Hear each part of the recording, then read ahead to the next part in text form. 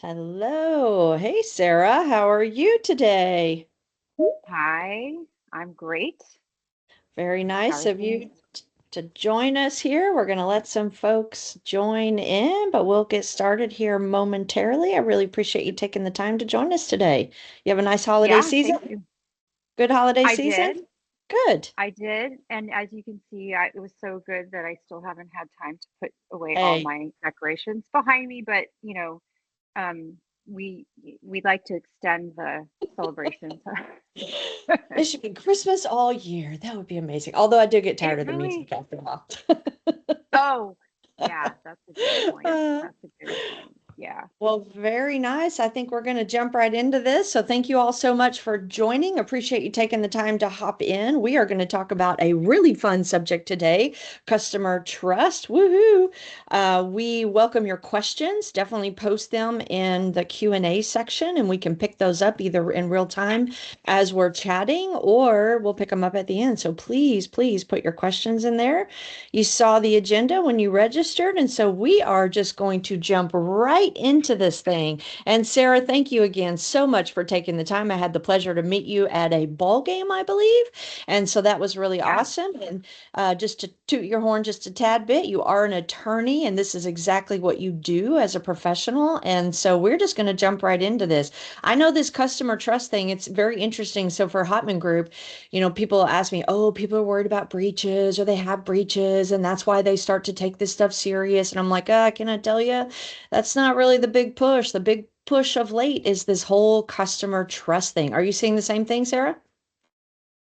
Yeah, I am. And I'm seeing a big evolution that's kind of, I think, stemming from a lot of those, a lot of what's happening in, the Yep. cybersecurity world and the concerns there. I mean, basically between that and then a lot of regulations that are coming out of those um those situations. It's really evolving the landscape of customer trust very quickly. Um, yeah. Yeah, I think you brought up a really good point. It's, we've moved into, I feel like we've moved into a trust but verify kind of state. There was so much of, yeah, okay, you say you do the right thing. I'm going to trust you. And then, breaches do happen and bad things happen. And then, like, well, maybe I should do a little due diligence. I come from banking. So, of course, it was always more rigor there to trust but verify. But I feel like that has permeated across the board, maybe to a fault or maybe to the other side of the scale. But what are your thoughts on that? Yeah, for sure. Well, I mean, I think a lot of what we do for customer trust comes from, catering to these highly regulated customer Yeah, segments. so true. Obviously financial services is a big one, healthcare, public sector. Nutanix has a very large customer base in US federal and public sector customers, as well as a number of, defense customers across the True. globe, and other, similar customers. And what's happening for them is that they not only are having to really, take a look at what are they doing in terms of their own security and the tools that they're using, but there's a lot of regulations, and I don't mean to keep talking about regulations, but I feel like a lot of this It's is a being thing. driven, right? It's a thing. You have it on the slide, right? Like Yeah, of course. this huge evolution happened when the GDPR came, Yeah, about, right? We always had some of that, but when that really got with the documented and self-defense. implemented, and when it began to be enforced, that's where, I've seen just in the last like maybe 8 years, like this steep evolution of areas of customer trust, I think stemming from data protection, from personal data management, and the regulations that are applied to all Yeah. of our customers. And so a lot of that I think is it's that. But then of course, it gets exacerbated by the fact that, we've had a lot of very big regulated customers unfortunately be exploited, right? So then they have to go back and they kind of are subject to being audited by regulatory authorities or just on their own to audit, like, where do we have a gap? How can we shore up compliance? And so I think all of those things have come together to really push a lot of third-party risk Yeah.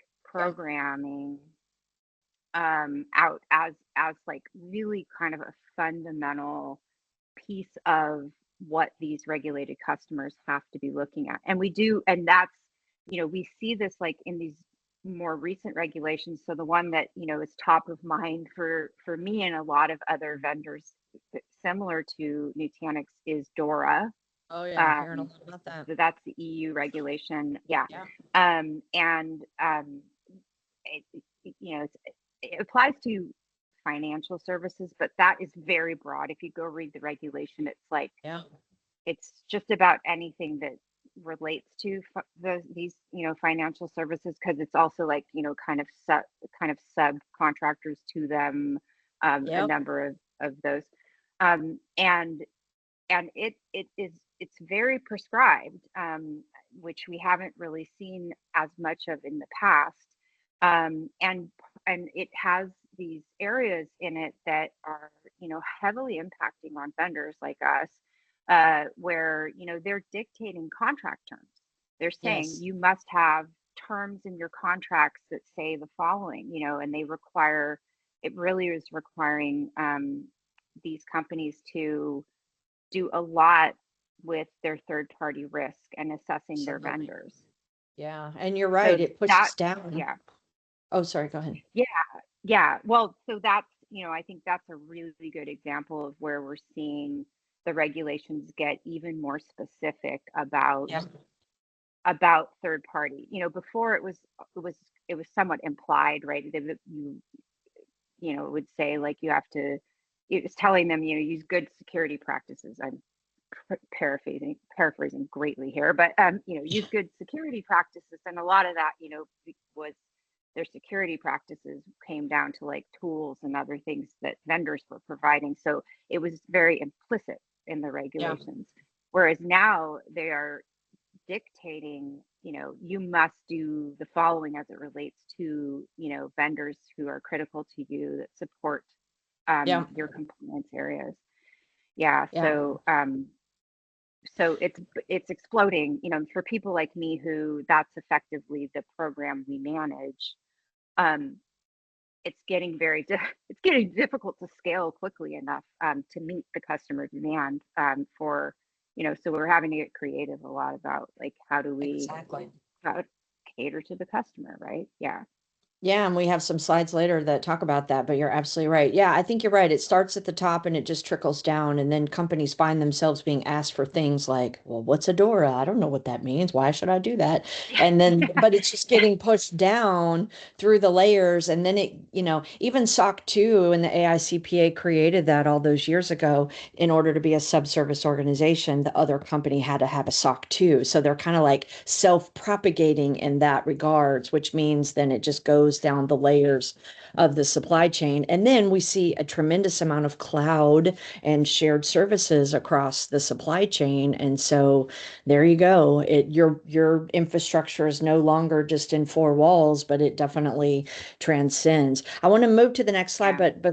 but I want to ask you that last statement there that almost half of people have stopped doing business because of these matters. So let's talk about that. Why does this matter so much? Customer trust. Well, I mean, I, one, because it's like they don't have, these customers don't have an option, right? I mean, they have to comply with these regulatory standards, and every year they're being given more and more sort of mandatory requirements for reporting on it, providing attestations to certain things. They are sort of, if you're a public company, you're pretty much auditing yourself all the time. And while a lot of that has to do with, public accounting standards, classically like financial, um, that still goes into like, how solvent are you as a company, or how kind of secure are you as a company? And that includes like, what are your practices internally for making sure that your systems are secure, that your data is secure, that you that you can recover if you have an incident or an event that happens to you. All of that stuff feeds into what has always been kind of, public company governance. And so, these customers who are, like in heavily regulated industries, um, they have this, they have to be meeting all of that. So, Yeah. um, if you have vendors who cannot support those controls that you must meet, or those standards, then, I don't think you can really keep those vendors, Yeah. right? You're No, not it's going true. to be able to, you're not going to pass your audit. You're not, you're not going to be able to provide your own evidence to your own customers of why they should trust you and use your services or Yeah. your product. Um, Yeah. and Yeah. then, well, and then there's and then there's also, of course, the security breach aspect, right? Or the like, so obviously, if a company has something that happened, um, you're going to revisit, like, is this the right vendor for me? Yeah, absolutely. I mean, it is ultimately about protection, no doubt. But now I tell our clients all the time, customers are getting smarter. They're asking more of the right questions. They're digging in more. And so we have to have really good answers. And then we work with a lot of CISOs and, heads of security. And it's funny because it's a constant dialogue that security is revenue generating. Like you can't just look at security as overhead at this point because you can't close new deals without security. Like that is the reality. They are a part of that Yeah, equation. Like you I can't do it as a company. And so you really have to relook at what this means. And then yes, exactly what you're talking about. Yeah, it's interesting that you mentioned that because, so my background is as a deal lawyer, right? And so I've been very close to, like, in closing deals for a long time, and then I kind of have evolved more into this, product counsel role, and I still do a lot of deals. Let's be honest about it. Um, but on the customer trust side of things, which are more like, the security questionnaires that come in, asking for documentation, me talking to CIOs or, the head of compliance at a company, or, providing assurances around our security, and our compliance programs. uh, I've hopped from being the legal roadblock that's in a deal, right? That's how we're always referred to when we're Yep. we're negotiating an MSA and we Yep. get stuck on an issue. I've moved from being, that roadblock to being now the hold up to the PO, because the final stage is the compliance assessment or That's the correct. security assessment, Yep. the third party due Absolutely. diligence pieces of it. And this is something, that people at Nutanix are sick of hearing me preach about this, but it's my latest kind of like soapbox issue, which is to tell anybody who will listen at the company that, this is the most important thing to our customers. Yeah, it Um, is that, right now. you can build a bunch of product features and yay about all that, whatever, make things fancy in your products. But if you cannot get past like the checklist of their third party, vendor, and due diligence, you will never sell the product. That's correct. Um, End of story. That's and correct. that's right. And the thing Yeah. is, it's not really the product. You need to have security in your product. You need to have security feature. For us, a lot of what we do is on prem. So it's security features that allow our customers to meet compliance.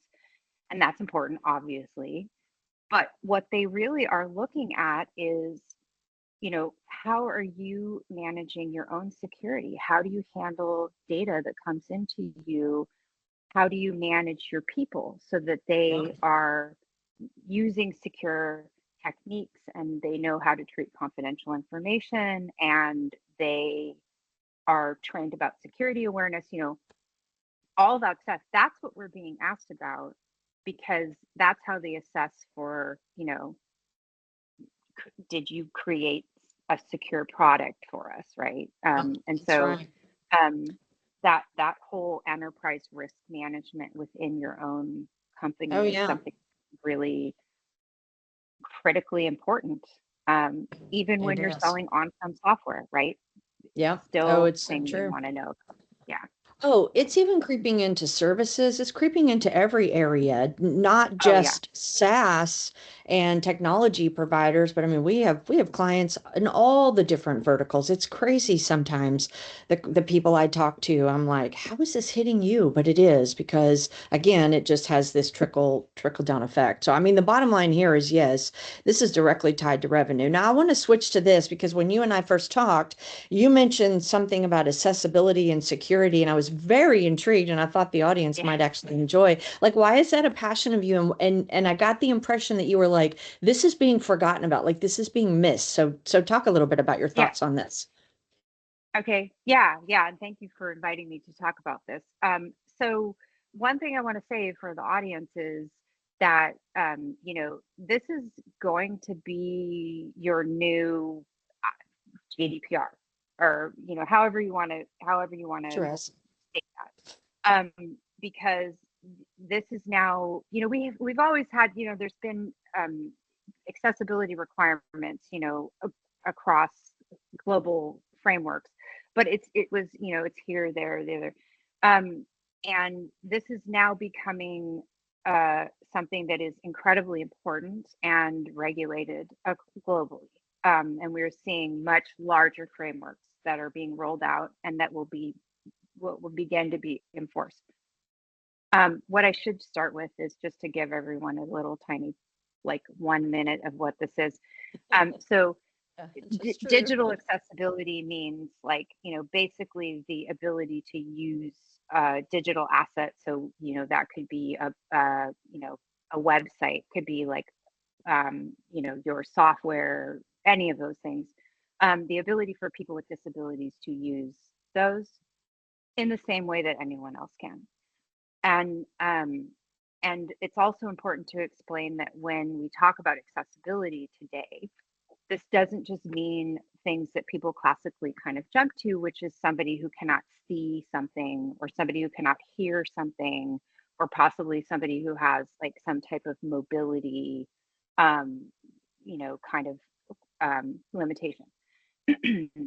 Accessibility also takes into account, um, cognitive ability, neurodiversity. So neurodiversity, we typically think of that could be autism, that could be ADHD, that could be sensory or auditory processing disorders. All those things that kind of make your brain work differently.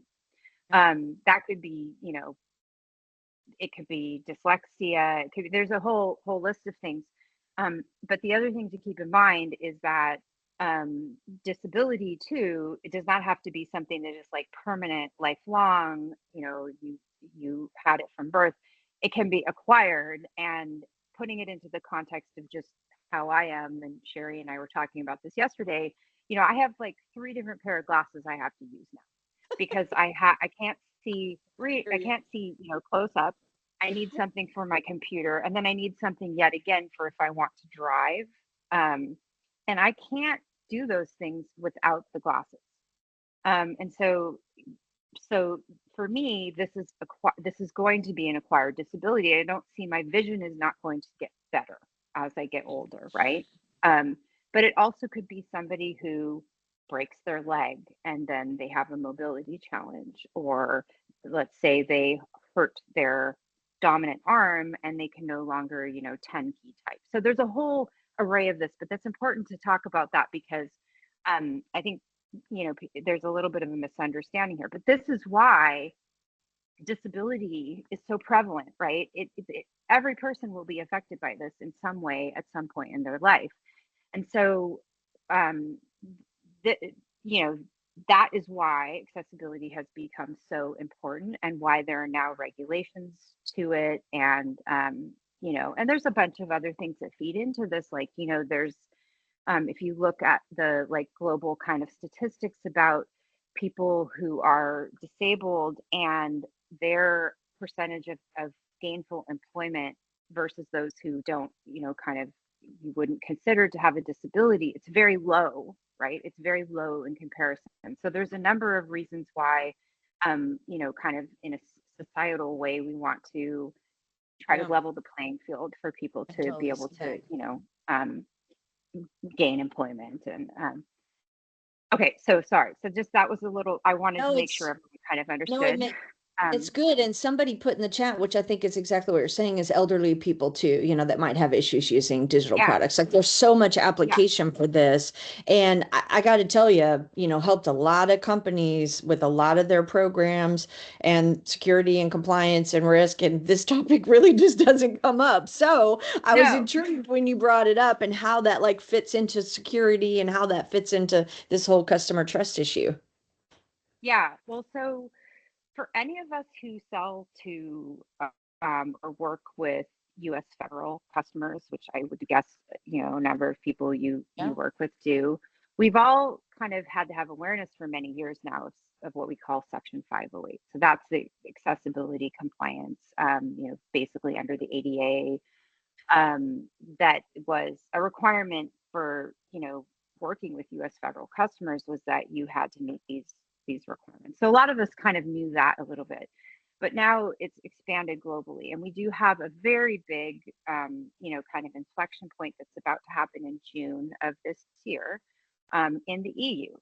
There is, there are existing regulations there, but there's kind of a very big, um, directive coming into effect, and with the ability to begin enforcement, at the end of June of 2025. And so, Wow.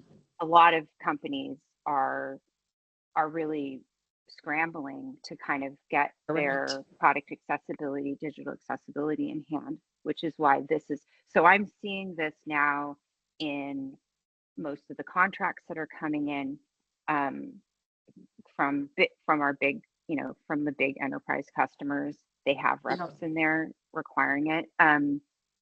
Of course, U.S. federal, and recently, the last year, in the U.S. Federal segment, there was an executive memo that came out that said, "Look, we're going to start enforcing this now," and so it Yeah. became more important for all of us. And I am seeing it. We are having to, make representations that in any, Yeah. when we're bidding and things. Um, Yeah. and so this is really going to become a thing. Now, um, my background to this and why I am involved, and it all kind of makes sense when I put this together. But I did actually found and still continue to lead our Disability Alliance at Nutanix. And I have a passion for this. I kind of grew up with a lot of awareness for various reasons. I do have, a child with special needs, an adult child, and have been around, people needing to use assistive technology and things like that. And so I have a personal passion for this. What's really exciting for me is that, this has become part of product compliance. And so it kind of came together for me with my professional life, and then with what was sort of this passion of mine. And I am very lucky to work for a company who, at the very top level of executive management, this is supported. There's, I think there are statements out there from our CEO about, the importance of disability advocacy. That's great. I think he came from VMware, and this was something he participated in there, and he has spoken about this. So, um, I really have a lot of support, which is great. And so we took the approach of, like, for us, this is no different than security. It is built into, Correct. our products. Now, everyone's out there, I'm going to be transparent. We are in an evolution as well, just like everyone else who, this, a lot of companies just really doubled down on this in the last, 5 years, 7 years. Um, but I'm so lucky to have, support across the organization to make this, That like, is, just as it's important. important as, security and compliance, which is why, I actually report to the chief product security officer. He owns this program as part of product compliance. Um, and um, and I don't sit in legal anymore. I sit in engineering for that reason. So I just kind of give everyone that landscape because especially for us, we have a lot of products, and product accessibility is not just that your product UIs function in the way that they need to, but it also includes like how you provide support to your customers. If you have portals or things they log into, all of those things are part of product accessibility. That's So that's making me yeah, chuckle because security is not checking a bunch of compliance objectives either. So it's the same idea. It's much deeper yeah, than exactly. all of that. So Yeah, so I guess like, the maybe it's if people don't mind, I can give you like kind of just like another data point here, and then we can talk a little bit about the security interplay, which is um there's kind of like four principles of accessibility. So when you're talking about digital accessibility, I'm I'm going to tell you what these are, and keep that in mind as you're thinking through how we enable some of our most common security features in products like MFA, right? Or if you're on a website, we use CAPTCHAs, or all those kinds of things. Um, you can start to you can start to realize how some of those may have barriers for people who have disabilities. And so the four principles are that, what you should have for your digital assets is that they are perceivable, they're operable, they're understandable, and they're robust. So, you know, um, perceivable is like, do people with disabilities have a way to perceive the content um, that does not require them to be able to see or to hear or to touch something? And it also, if you start to think about in the context of like cognitive differences, that could be very different for somebody who, has a processing challenge or is maybe, neurodiverse in some other way. And so there are things that you should be doing that just don't kind of align to security practices. Like if you have a screen reader, um, that's one of the like main things, one of the most common and important uh, things around digital accessibility is making sure that assistive technology works with your UI. So you obviously can't have a screen reader do things like read out the text of your password, for example, right? I mean, so you have to be building ah, things in a way. But yeah. the other thing is like, if you think about how we commonly enable MFA, you're requiring a person to go from one UI and one application to another UI, another application, and then somehow take potentially they are taking information from that second application and having to then go back to the first one and put it into, in some way, enter it into that, first application.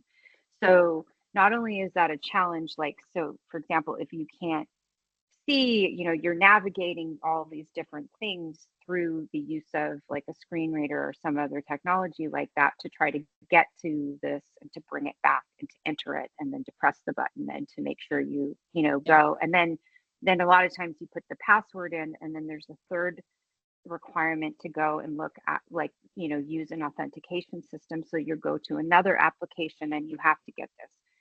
Yeah. So all of that's kind of difficult mechanically, but the other area you have to think about is that somebody who has, a cognitive difference, like let's say they have, a memory challenge, they can't kind of just go to their authenticator application and remember 6 digits easily and then come back and put those in. Even for me, this is a challenge sometimes, right? That's um, fair. and yeah, so those are kind of things. And then captures, I think, is sort of obvious, right? Like, I mean, you even I struggle with those because I can't see sometimes the detail in the boxes. But um, you know, if a screen reader were to read out an image description of the CAPTCHA, it sort of defeats the purpose of the CAPTCHA, right? Because Yeah. it's like, when it says like identify Yeah. every box with a car in the screen reader, the way that we code for accessibility is that for images, it's going to tell you what it is. It would be like, this box has a car in it. So, Yeah. you know, Right. No, you that know, makes total sense. yeah. Yeah. So Yeah. there's a whole array of those. I'm sure everyone's like Yeah. thinking, about how this could be an issue with security. And so, Yeah. there we don't know, we don't have all the answers to how to fix that. Yeah. But yeah, I think Yeah. the bottom line here, and so we're about halfway. I think the bottom line here is that you have to, as a security professional, you have to consider these elements. The other thing I heard you say is, I'm telling security folks this constantly, you have to stay really pressed into your counsel because they're the ones, as you brought up, that's going to help you to understand there's these new things coming down the pipe. And then how does that really fit into the security program overall? And then just hearing you talk about like these different devices and different, ways of doing thing, it's almost like a whole nother kind of area, especially if you have a product that is taking this very seriously, of what security vulnerabilities are those things introducing, or what holes did we not consider, when we did our secure coding, or when we did our reviews, that we didn't consider these elements. And so there's, again, it's kind of a whole nother practice to be very intentional about. So no, thank you for that. That's some awareness I didn't know about, and then you were talking about it, and I was like, whoa, we should bring that up for the audience. I think the Well, bottom just line. so Go ahead. I was just going to say, so just for resource, because I hate to be the person that says, here's a problem and I don't have a solution for you. So the W3C has a ton of Oh, content that is published. perfect. They actually have, so we refer to all the accessibility compliance like controls are under the WCAG, the Web Content Accessibility Guides published by the Oh, W3C. You can very go nice. there. They have fantastic stuff that tells you, the basics of it. They have a lot of documentation like for various industries. So if you are a software developer, if you're, um, fantastic resource, go there and just poke around. Perfect. And they do have content on, security and accessibility there if you want to learn more. So I just want to make Yeah. sure to tell people they can learn more. There's a resource. Yeah, no, I really appreciate that. And we'll make sure that gets put in with this. If you want to send the URL later or Yeah. something specific, we'll get it put in with this content. So no, that's really great. I mean, we saw this with AI, and it sounds like we're going to see this with accessibility, and we saw this with privacy several years ago. Is the point is customers are going to start asking about this. And again, our conversation at the top of the call here was that you're going to need to have good answers, well thought out answers. We are trying to protect data and people. That is first and foremost, but how we present that to customers. And so don't ignore accessibility because it sounds like it's the next thing coming down the pipe, which goes directly into this. Other than accessibility, which we just talked about, AI, we know for sure. What other kind of emerging trends do you see out there that is going to continue to shape and possibly even shift, how we do customer trust, or what it means?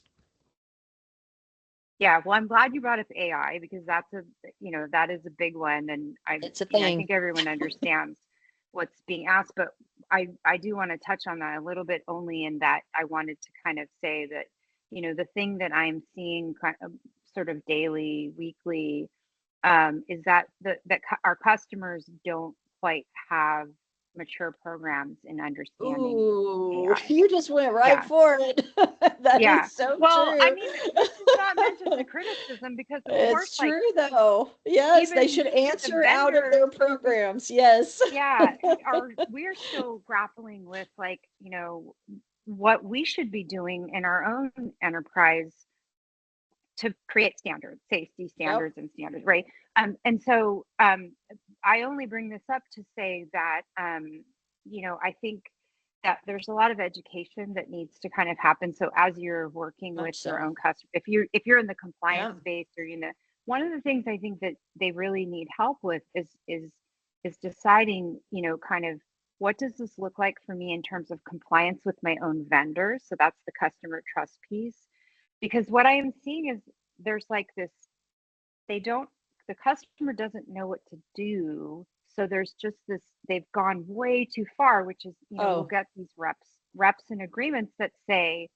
absolutely no AI can be used for any purpose whatsoever, ever, and you can't, and not realistic. and okay, that's okay, but the way that it ends up getting put into the agreements is not really realistic, because it almost It's not.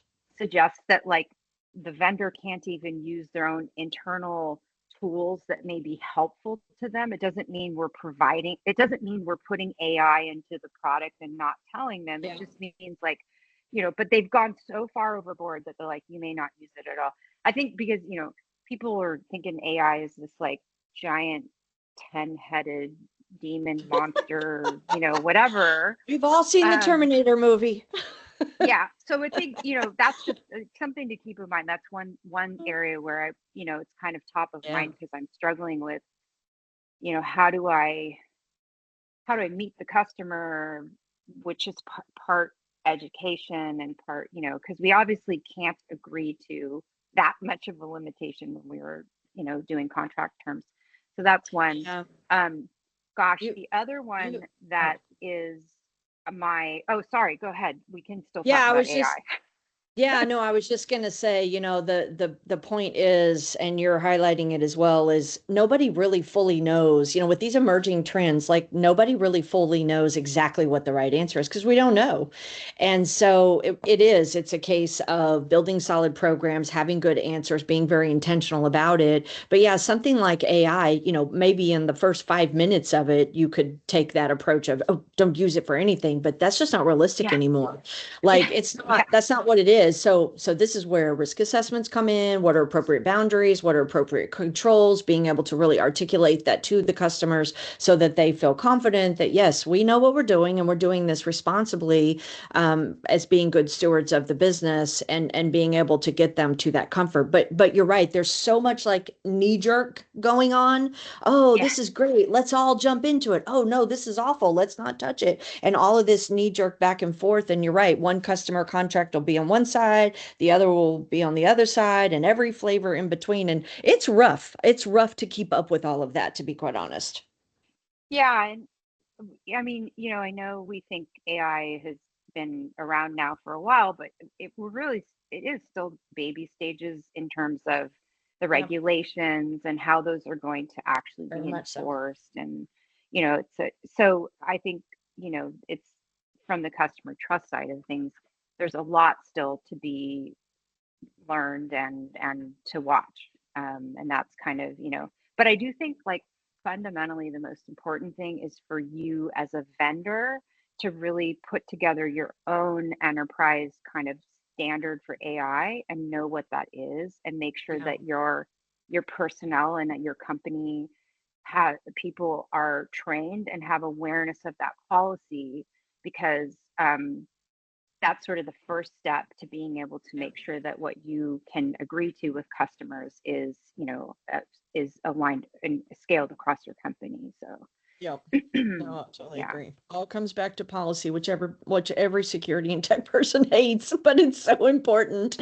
And how to get yeah, people on the right page and what are our boundaries. And then, even like the accessibility and other things we don't even know yet because they haven't really burst onto the scene. But, that's the approach to take with all of those. So what is management's directive? What's the stance? And then that should trickle all the way down to how we build and run our programs and communicate with our customers. And on this note, this whole customer trust thing is rough. And so, this whole to be able to operationalize it so that it's not as much of a burden and a overhead for companies is really so key. You already mentioned one thing which is super important, which is build your program. All of your answers should come out of that. Like this is not hard. You shouldn't be just randomly making up answers over here. You're running a program, a compliance risk security program, and then the answers come out of that. So you already alluded to that. What are some other challenges or ways that you've seen successfully operationalized?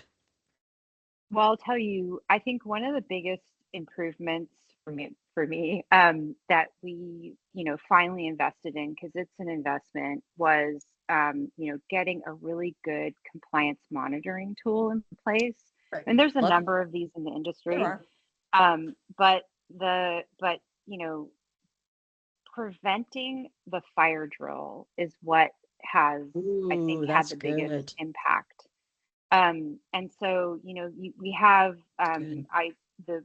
we use a tool that has, it monitors, and you can kind of sign up for the different modules, and it's got like a whole, but there's cybersecurity, there's ESG, there's, Nutanix is, the manufacturer of a hardware, of a server. And so we do have hardware and supply chain and that compliance that we have to, monitor for. And so there's a whole, you know, area of that, which includes like environmental compliance and a number of things. And so, and for anybody who works in the hardware space, or who knows supply chain at all, as if there's a regulation that needs to change something you're doing, like a component, or there's a toxin or metal or something you can't use anymore, changing your supply chain is a very long process. So having as much notice as possible for upcoming Yeah. regulations or the implementation of a restriction is Yeah. critical. Yeah. And so this, and we had other methods to kind of monitor, but having this and having all the people involved across the company can sign up for kind of what they want to monitor in their area, that I can't say enough about.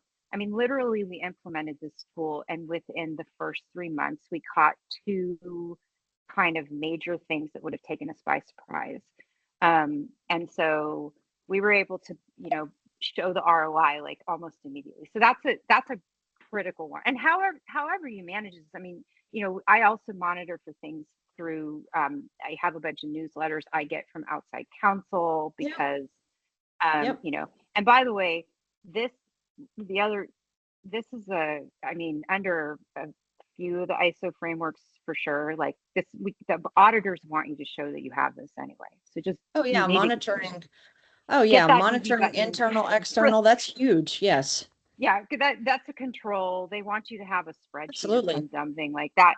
But I always went back and said, how would we maintain a spreadsheet? Okay, sorry, just that's me, But banging the on point, banging on the ISO auditors a bit. yeah, But but the yeah, this point that you're tool is saying fantastic. is, yeah, the point that you're saying is you're monitoring for things. You're monitoring your internal landscape, you're monitoring your external landscape. You're being very proactive about that. Nobody likes a fire drill, maybe a fireman, but nobody likes a fire drill at all. Yeah, And so yeah. we put ourselves into those situations because we don't do those basic disciplines that you're talking about. When the answer is to operationalize this thing is okay, well, stay on top of monitoring internally and externally so that you can do appropriate planning. And then the fire drills are less of a thing. So I love that you're saying that. Yeah, and I think, part of it plays into the fact that a lot of companies now are also choosing to have very lean legal departments as well. Oh, big time. We can't all be Microsoft and have, 2,500 lawyers or whatever they have. And I don't know.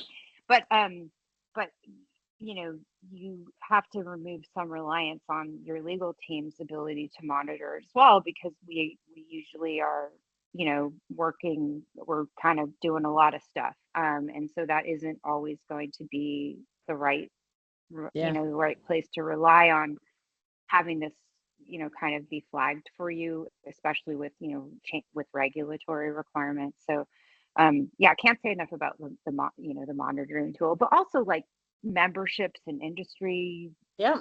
Those are huge. organizations, and the consultants like you guys. Like, we have consultants that we work with for various Yeah. areas who they know our business because they work with us a lot, and they come to us Yeah. and say, hey, we think this will impact. So there's a lot of other ways that we do this, but that compliance tool is just awesome. Also, the one that we use has, like, they have experts, so you can, if you see something, you can write into them and say, hey, what are your thoughts? And then they come back with an opinion, of, kind of, it's a Yeah. suggestion, it's not legal advice or anything, but gosh, I love that, Yeah. that capability is like the best. It's such a valuable thing to have that, because they have a whole network of just these Yeah. experts in all of these areas. I was Yeah. just going to say this notion that any one person is an expert in everything security, everything that's going on in the world, that's unrealistic. No one person can possibly know that. But just to your point, like surround yourself with a team and with resources that you have the information you need and you're able to get the deeper answers. So I love that you've done that and just recognized in humility. I need the weigh in of these other people that Oh, this is their space. yeah. Yes. Yeah. Right. Absolutely. Yeah. Yeah. Yeah. I think that's, um, you know, I'm not a, Yeah, of I'm not a pusher, but I do think like there are some tools out there that are just course. critical too. Yeah. Yeah, it's people process technology. I have this conversation all the time. So security and tech people love to go buy tools and then they don't get well configured. They don't have good process wrapped Yes. around it. Oh They my don't have gosh. people that know Thank what they're you. doing. And the tool is just the tool and it doesn't solve the problem. Thank So you. tool is part of Yeah. it. We work with companies who literally have two, three, four GRC tools, and they're like, "Why are all these tools broken?" And I'm in my nicest voice, I'm like, well, Yeah. because the tool is not the easy button. I'm so sorry. I think I have my easy button right here, as a matter of fact. And Yeah. so, Well, it's more than that, but you're talking about those yeah. elements, like all of that. Yeah. Well, we all fall victim to this, right? You go and the vendor shows you all the capabilities and it's this shiny, and you're like, oh, this is the thing that's Oh, yeah. gonna, fix Correct. everything. Woo. But it requires you to really make sure it is implemented effectively. And a Correct. lot of times that is costly and It it is. requires people, and people don't That's take that correct. into account. Yeah, you're preaching to the choir here because I'm an I ops know. person, and the only thing I think about in my life and in this program is how can we be more efficient? Like Yep. how do I take people out of process? Like how do I scale things? And yeah, I constantly looking at, and my biggest pet peeve is the lack of efficiencies we're getting out of Oh, tools we yeah. have. Absolutely. Um, or quite honestly, like where we're not using people effectively. Like we have I people with like totally agree. fantastic competencies who could be doing other work. They probably would love to do other work and they're stuck in these, because we're kind of stuck in a manual process and they kind of have to do the Oh, same thing. Yeah. How many of your top tier security people are answering silly questionnaires? Like, I'm Oh sorry, yeah. that is Yeah. not an effective use of their time. There's ways to pair technology and process to where you get the best of that, but to your point, it can be efficient and scalable. Now, we still need people, absolutely, but let's use them in the best ways and at the best part of the process and be very intentional about that, not just, oh, you did this last week. Can you just do another one? Well, okay, sure. But, what am I not doing? It's opportunity cost. What am I Yeah. not doing Yeah. in being inefficient? What are the things I'm losing or time? Companies often they're like, oh, well, we don't have the money for that. Well, do you have the time for that? Because can I tell you it's going to take you this long versus this long? And there's a cost to that as well. Yeah, yeah. Well, I mean, it's a whole bunch of. I was just talking to one of our teams this morning about like I often have to draft these attestation letters and have them signed by our chief product security officer. And one of my initiatives for FY25, which for us in July, is Oh, I would like to build a workflow for this because I don't you shouldn't be having like a director level legal person who yeah. need because a lot of times we can use a template. Often we have to add things and change whatever, but we could build a workflow through our contracts management system or through DocuSign that would Yeah. allow the team that does the project management of the customer's third party risk assessment work. They if they could just click the button and then Yeah. get the signature and then get it, they don't need me to be in there, doing that work. So yeah, those are, oh, I try to think about a lot of those things, or even like, our SOC 2 process request is fairly manual today. We do require, confidentiality terms so that somebody is having to kind of check that or put an NDA in place, or there's and so how do we make that less of a, kind of a Yeah. manual step process, right? Like how do we Oh, yeah. maybe operationalize the request via a web request to, so there's a bunch of things like that that I'm always thinking about, like Oh how do we yeah. scale it better? How do we, because the requests are getting more and more and more and Oh, more, right, and from they're going to customers. So keep getting more and more and more. It's yeah, continuous improvement. It's baked into every discipline, every framework is continuous improvement. These things are never set it and forget it ever. And so what you're talking about is we should always have this look of how do I make this thing better? Or wait, we're spending a lot of time on this. Is that really the most effective use of time? I know the folks we deal with and pretty much everybody in the world is busy. And so it's hard sometimes to stop, take that proactive look and, okay, how can we improve this thing? But if we don't do that, then we're just stuck in these, little mouse wheels ongoing and we never yeah, seem to get out of it. And then the other thing I was going to say is resources. You've mentioned resources several times. Resources are always fixed.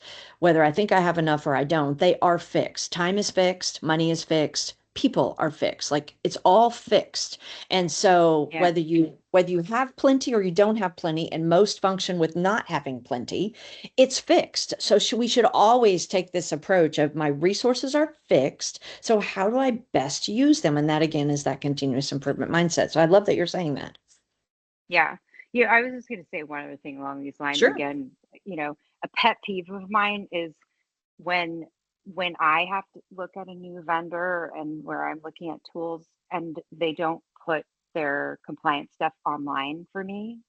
So and this is this idea of, putting a customer trust program out there publicly. Like just you don't need to you don't even need to put your ISO cert up, but just tell me you have it, Yeah, like tell me exactly. That's tell good. me which certifications you have. Do I have the ability to ask you for a SOC Yep. attestation? Like, but just put it on your website. So Very because transparent. honestly, Yeah. like those are minimums, and I don't even want to talk to the vendor or be bothered with if they don't kind of have that stuff, because It's good. for my own vendor management program, we require it, so Yeah. I think like that's another thing too, is like tell the customer the things that you have, I put it up like it. there, make it Yep. easy for them to say, okay, at least I think you've got the basics, right? Correct. Yeah, at least like I always encourage companies to have like what is your security posture and like a very minimal white paper or web page, exactly what you're talking about. You don't have to put any confidential details in it. You can put all those behind your NDAs and conversations, totally supportive of that. But at least to your point, like put your best foot forward that we value security, we value it publicly, and here's how we talk about it from an initial Yeah, standpoint, which goes straight back to revenue, what you just said. I'm not even going to talk to a vendor if I don't see yeah, those things. I'm not even going to yeah, waste my time. So I love that. So very yeah. briefly, because we only have a few minutes and we do have a couple questions that have come through, a few questions. So obviously, I don't think this thing is going away. I think it's getting worse. I think we need to get better about how we respond to this and how we intentionally build, high customer trust. I'm sure you would echo the same. Where do you think this thing is going? Oh yeah, no, this is exploding exponentially. That's why a lot of what we've been talking about here is like scale, Yeah, as very good point. right, more regulations coming into Scale. effect. They're not Yep. necessarily aligned. There's, you have to be able to manage that, and like all of us, right? Like economically, people are not going to just be rolling in money. Our companies are all having to really be thoughtful about how many people they can hire, quite frankly, and how Yep. much money they can spend on this stuff. And so, to the extent that you can just really scale process, but still get the customers the things they need, I think is like got to be top of mind. Yeah, don't be the deal blocker, right? We've talked Yeah, about that a that's good. few different ways here. Um, the you know like the customer should just have an easy button as it relates to kind of some of these things, like, like I said, like have a trust site so that the compliance person, the procurement person can go in and check the box, like, okay, it looks like they have these things, um because it will move things along, Yeah, right? no, I I love that. And that last bullet there, it's a continuous journey. Again, these things are Yeah. never done. You, as No.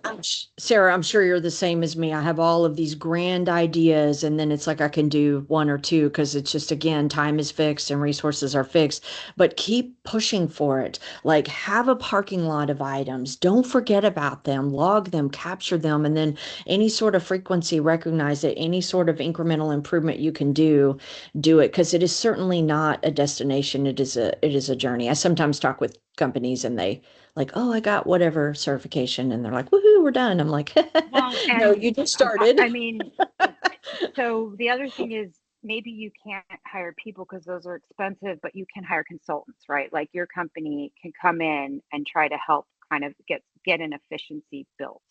Yep. And that's another thing that I rely on quite a bit is, especially for accessibility, it's very nuanced, right? So I have a lot of consultants who we work with Yep. to help us scale it because, it I am never going to have, 47 people working for me in accessibility. So, um, Right. you know, go there's a lot of consulting firms like yours who, have this is their competency, have them help you, Yeah. because it's much easier for me to get some budget for a consultant to come in than it is for me to make a case for hiring a person, right? Correct. And you get the deeper expertise, quite frankly, because, shameless plug on ourselves, but this is what we do day in, day out for many companies. And so Yeah, you can hire an army of people within your company, but they're still not going to have that deep expertise of people who go out there and do it all day, every day. Like you said, yeah, accessibility. You're never going to be able to have that expertise. yes, So if you could yes. just leave the audience with just, very succinctly kind of one or two key takeaways, what would they be? Then we have a really good Oh question yeah, I do want to ask. asking the lawyer to be succinct that's a brain challenge. No, Oh, oh, no. Um, that is too so I funny, think, Sarah. I didn't expect that. um, so uh, so gosh, again, just think about your operations. Like Yeah, that to me, every day I wake up and like, what can I do more efficiently? yeah, I I think love that it. that's number one. Number two is just really try to keep on top of what you're seeing with your customers' requests that are coming in. And That's that great. is also in conjunction with be watching the regulations and what those requirements are. Like those two things are critical because, just everything implementing anything is kind of a year-long process at a minimum, right? Even if you want to Yeah. get a new certification, that's kind of, you have to. And so I think um, that kind of continual monitoring to see what's going on with customers in your industry is like that's a really critical one. Yeah. Um, and then yeah, and then just don't think you're done. Yeah. That's good. You're not done. Yeah. Because Yeah. it's everything, anything tied to a regulation, the regulations will change. So They you're will. always going to have to be, on your toes. But again, it goes back to like how are customers interpreting these things? Yeah, I was going What to do say they need? customer What do they need you to expectations. do? Yeah, Yeah. customer expectations change more rapidly than regulatory, but the two are not mutually exclusive. Totally agree. And then I Yeah. just wanted to highlight, just like we do security by design, we're shifting to where security should be baked in from start to finish, not just from a tech standpoint, but in the organization. Trust is the Yeah. same way. Like trust should be just baked into how we do business, and then there's that transparency element that comes with that, which you already highlighted about put on your webpage what you do.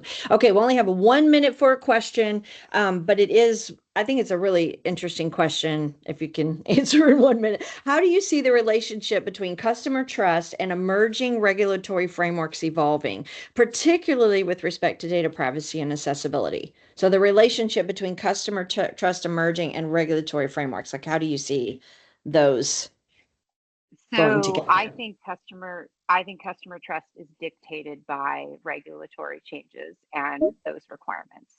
I mean, I think the entire program revolves around that because um, because you have to be able to. meet as a vendor, you have to be able to meet the Yeah. standards the customer requires. And in general, their requirements are driven by their compliance. And it's usually kind of fundamentally regulatory, um, because it's either the regulation they're subject to, or they have their own Yes. customers who are subject to that are Yeah. their own customers are expecting. Yeah. Yeah. So I think, I mean, I actually like, that's probably the way to start, is to look at, like, you know, what are these common regulatory requirements, and that's where you kind of start with your customer trust program and your compliance program. Yeah, no, that's good. Well, thank you so much, Sarah. Really appreciate your time and your incredible insight and wisdom. Thank you for taking the time to chat with us. And I hope everybody enjoyed. We'll get this posted so you can share it and rewatch it. If you have any questions, don't hesitate to reach out to us. We would love to answer your questions. I know Sarah thinks the same. So thank you all so much for your time. Have a great rest of your day. Bye-bye. Thank you. Thanks. Bye-bye.